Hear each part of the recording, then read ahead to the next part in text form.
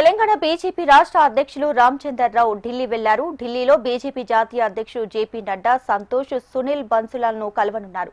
Jubilee Hills by elections లో BJP నుంచి పోటీ చేసే 3 పేర్లను అధిష్టానానికి అందించనున్నారు. ఇవాళ సాయంత్రం లేదా రేపు జూబ్లీహిల్స్ అభ్యర్థిని ప్రకటించే అవకాశం కనిపిస్తుంది.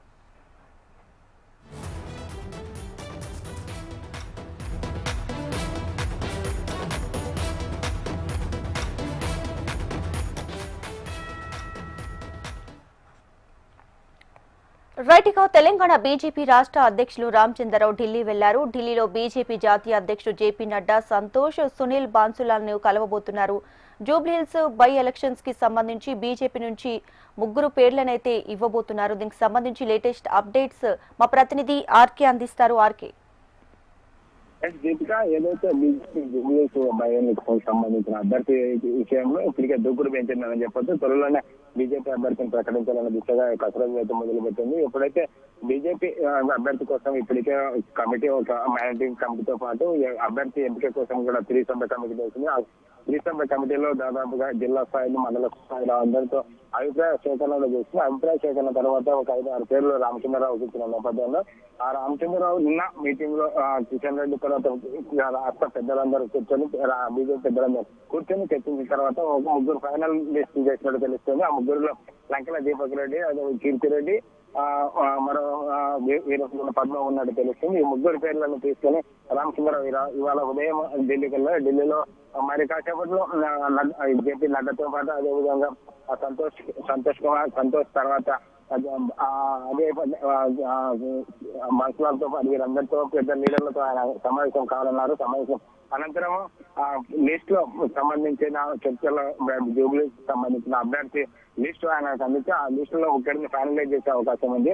వాటితో పాటు ఏ విధంగా జూబ్లీస్ ఎన్నికల ప్రచారంలో ఏ విధంగా ముందుకోవాలి, ఏ విధంగా ప్రణాళికలు చేస్తున్నారు, ఎలాంటి ప్రచారంతో ముందుకెళ్తున్నారు విషయాలు కూడా జాతీయ అధ్యక్షుడితో రామచంద్రరావు చర్చించే అవకాశం ఉంది. ఎందుకంటే ఇటు బీఆర్ఎస్, కాంగ్రెస్ పార్టీలు ఇప్పటికే అభ్యర్థిని ప్రకటించి ప్రచారంలో ముందుకు వెళ్తున్న నేపథ్యంలో వారికి ధీటుగానే అభ్యర్థి గెలుపుకోవాలంటే అభ్యర్థి విషయంలో ఏ విధంగా ముందుకోవాలి, ప్రచారంలో ఏ విధంగా ఉంటుంది, తమ ప్రణాళిక ఏ విధంగా చేస్తున్నాం, ఏ విధంగా ప్రణాళిక రచిస్తున్నాం అనే విషయాలు కూడా జేపీ నడ్డాతో రామచంద్రరావు చర్చించే అవకాశం ఉంది. వీటితో పాటుగా రాష్ట్రంలో జరుగుతున్న పరిణామాలు ఏ విధంగా ఉన్నావో వాటిని ఇప్పటికే కొన్ని కమిటీలు వేశారు. జూబ్లీహిల్స్ కు సంబంధించిన అభ్యర్థుల కమిటీలు వేసి గ్రౌండ్ లెవెల్ లో వేస్తున్నాం. ప్రధానంగా ముఖ్యంగా రామచంద్రరావు రాష్ట్ర నాయకత్వం అభ్యర్థి కంటే పార్టీ గుర్తుపైన ఎన్నికల్లో విజయం సాధించే విధంగా ప్రణాళికలు ఇస్తున్నాం. ఎందుకంటే అభ్యర్థి ఎవరనేది ముఖ్యం కాకుండా అందరూ సమన్వయంతో పనిచేస్తూ పార్టీ గుర్తుపై గెలిచే విధంగా ముందుకెళ్లాలనేది ఇప్పటికే నిర్ణయించినాం. వాటితో పాటుగా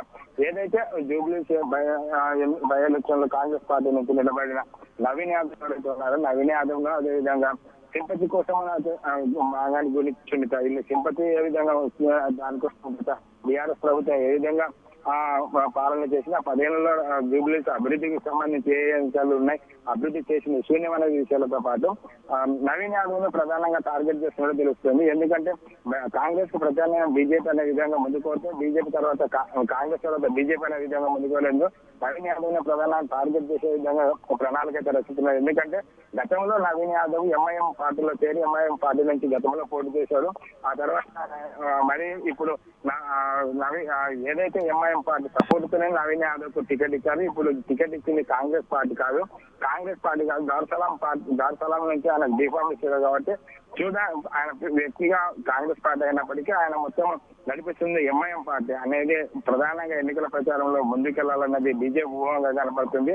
ఎందుకంటే ఇటు ముస్లిం ఓటర్లు ప్రధానంగా అక్కడ ఎక్కువ ఉన్న నేపథ్యంలో ముస్లిం ఓటర్లు దాదాపుగా 1,30,000 మంది దాదాపుగా ముస్లిం ఓటర్లు అక్కడ ఉన్నాయి. కాబట్టి వాటిని ఏ విధంగా బేస్ చేయాలని, హిందువులను ఏ విధంగా పోలరైజ్ చేసుకోవాలనే దానిపైన ప్రధానంగా చర్చ జరుగుతున్నది. ఎందుకంటే వీటన్నిటిని డిరైవ్ చేసుకుని విజయం సాధించాలనే లక్ష్యంతో ఏదైతే నిన్న రామచంద్రరావు సమావేశంలో మాట్లాడుతూ మనం జూబ్లీస్ బై ఎలక్షన్ లో గెలిచి మోడీకి గిఫ్ట్ ఇవ్వాలన్న గట్టి పద్ధతిలో ఉన్నారు. కాబట్టి అందుకు అనుగుణంగానే పార్టీ ఏ విధంగా అయితే అభ్యర్థిని గెలిపించుకోవాలనే ప్రధాన ఉద్దేశంతోనే ఎన్నికల ప్రచారం నిర్వహించారు. వాటిని ఇవాళ ఫైనలైజ్ చేసే అవకాశం ఉంది. అభ్యర్థిగా రాత్రికి అనౌన్స్మెంట్ చేస్తారో లేకుంటే రేపు అనౌన్స్ చేస్తారో అయితే ఎవరనేది ముగ్గురిలో ఎవరనేది ప్రధానంగా మనకు తెలుస్తుంది. అభ్యర్థి ఒకవేళ లంకల దీపక్ లేదంటే మహిళలకు ఇవ్వాలనుకుంటే మాత్రం కీర్తిరెడ్డికి ఇచ్చే అవకాశం ఉంది. ఎందుకంటే గతంలో వీళ్ళిద్దరు కూడా గతంలో ఎన్నికలు పోటీ చేయాలని ప్రయత్నించారు.